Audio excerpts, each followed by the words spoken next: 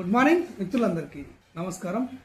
August 15వ తేదీ నుంచి కొత్త పెన్షన్లను మంజూరు చేయాలి అని తెలంగాణ రాష్ట్ర ముఖ్యమంత్రి రేవంత్ రెడ్డి గారు ఉన్నతాధికారులను ఆదేశించడం అనేది జరిగింది.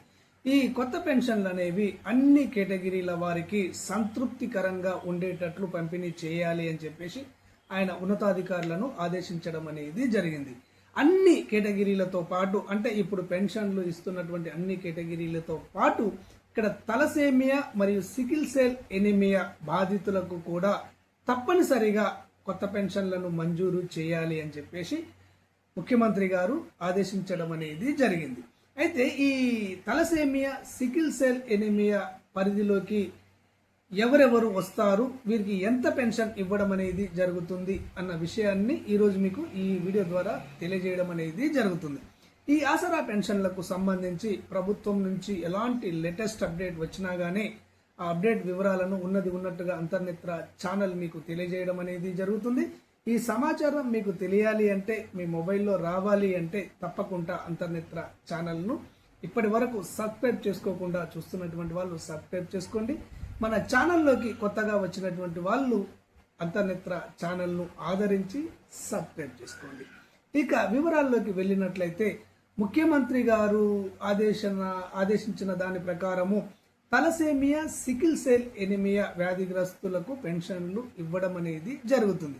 ఆగస్టు 15వ తేదీ నుంచి వీరిని గుర్తించి పెన్షన్లు ఇవ్వడం అనేది జరుగుతుంది. అయితే ఈ రెండు రకాల వ్యాధులు అనేవి దేనివల్ల ఉద్భవిస్తాయి, దేనివల్ల సంక్రమిస్తాయి అంటే ఇక్కడ ఎర్ర రక్త కణాల లోపం వల్ల ఇక్కడ తలసేమియా కానివ్వండి, సికిల్ సెల్ ఎనిమియా కానివ్వండి, ఈ రెండు రకాల వ్యాధులు రావడం అనేది జరుగుతుంది. పూర్తి వివరాలు అనేవి మనం డాక్టర్లం కాదు, మనకు తెలియదనే చెప్పాలి. ఎర్ర రక్త కణాల లోపం వల్ల జన్యున్ పరంగా వంశపారపర్యంగా ఈ రెండు వ్యాధులు సంక్రమిస్తాయి అని డాక్టర్లు చెప్పిన దాని ప్రకారము మనకు తెలియడం అనేది జరుగుతుంది.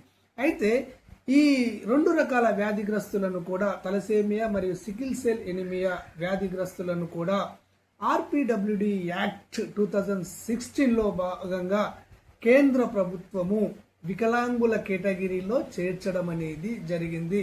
ఈ రెండు రకాల వ్యాధులు కలిగినటువంటి వాళ్ళు వికలాంగులుగా పరిగణించబడతారు అని చెప్పేసి 2016 ఆర్పిడబ్ల్యూడి యాక్ట్ తెలియజేయడం అనేది జరుగుతుంది.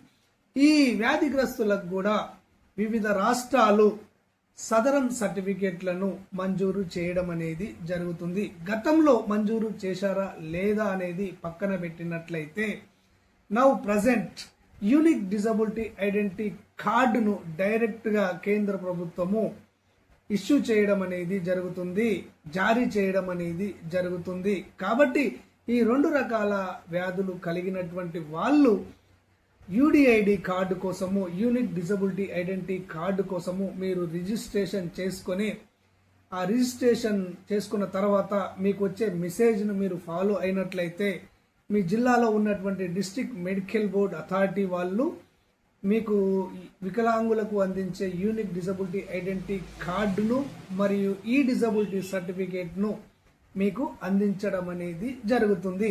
ఈ సర్టిఫికేట్ కలిగినటువంటి వాళ్ళు వెంటనే ఇక్కడ ఎంపీడీఓ ఆఫీస్ ద్వారా కానివ్వండి, మున్సిపల్ కార్యాలయం ఆఫీస్ ద్వారా కానివ్వండి, లేదా DRDA district rural development authority ద్వారా కానివ్వండి ఈ కొత్త పెన్షన్ల కోసము మీరు దరఖాస్తు చేసుకోవలసి ఉంటుంది.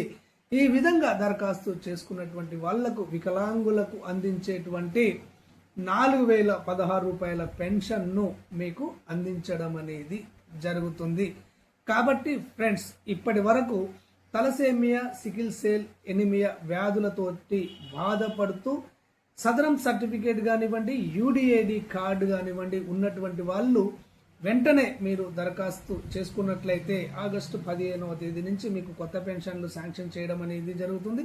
ఒకవేళ ఈ వ్యాధులు ఉండి సదరం సర్టిఫికేట్ కానివ్వండి, యూడిఐడి కార్డు కానివ్వండి లేనటువంటి వాళ్ళు వెంటనే తెలంగాణ వాళ్ళు అయితే మాత్రము యూడిఐడి కార్డు కోసము రిజిస్ట్రేషన్ చేసుకోండి. ఈ యూడిఐడి కార్డును తీసుకోండి. వికలాంగుల కేటగిరీలో 4016 రూపాయల దివ్యాంగుల పెన్షన్ కోసము దరఖాస్తు చేసుకోండి. ధన్యవాదాలు.